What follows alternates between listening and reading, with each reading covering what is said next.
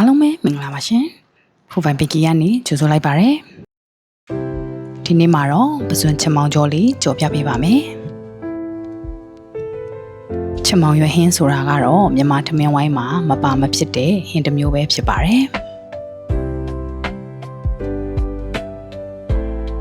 ပစွန်ချမောင်ကျော်ဖို့အတွက်ချမောင်ရွက်ပစွန်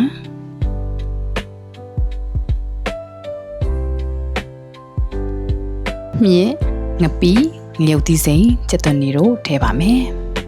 စီပူလာရင်စနုံမုံထည့်ပါမယ်ချက်သွန်နီလေးတွေကိုအရင်ဆုံးစီသက်ပေးပါမယ်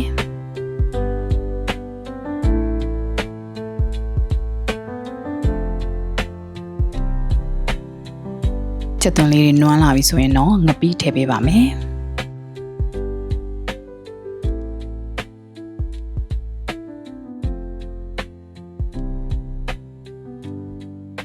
ငပီလေးတွေမှုေးလာပြီဆိုရင်တော့မြင့်နဲ့ငရုတ်သီးစိမ်းထည့်ပြီးတော့ကြော်ပေးပါမယ်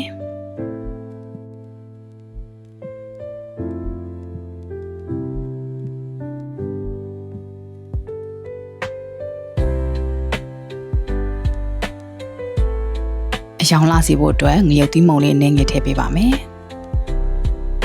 အရသာအတွက်ကြက်သားမုံထည့်ပါမယ်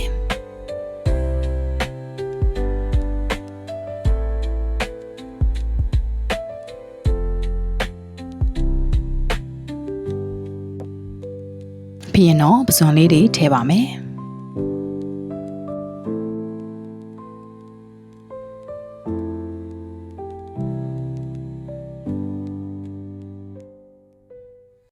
ပစွန်လေးတွေကိုသူ့မှာပါတဲ့ရေလေးတွေခန်းသွားအောင်ကြော်ပေးပါမယ်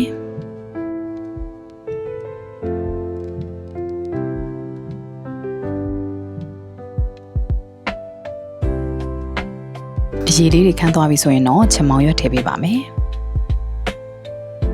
ဒီနေရာမှာချမောင်ကျော်ကိုခက်ကြကြလေးထားခြင်းနဲ့ဆိုရင်တော့ပစွန်ငရုတ်သီးစိမ်းအစားပစွန်ကြောက်ငရုတ်သီးအချောင်းနဲ့ကြော်ပေးပါ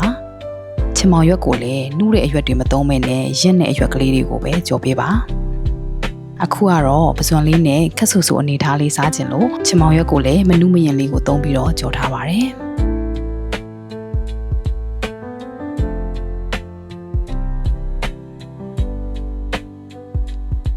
ချမောင်ရွက်ကလေးတွေကိုအခုလိုလေးတွေလိမ့်လာအောင်ကြော်ပေးပါမယ်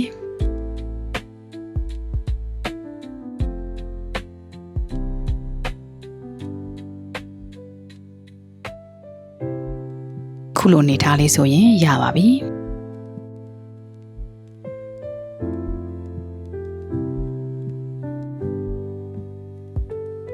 တမျိုးရင်းနဲ့ချိုးချင်းဆက်အရသာအစုံပါတဲ့ချမောင်ကျော်လေးရပါပြီရှင်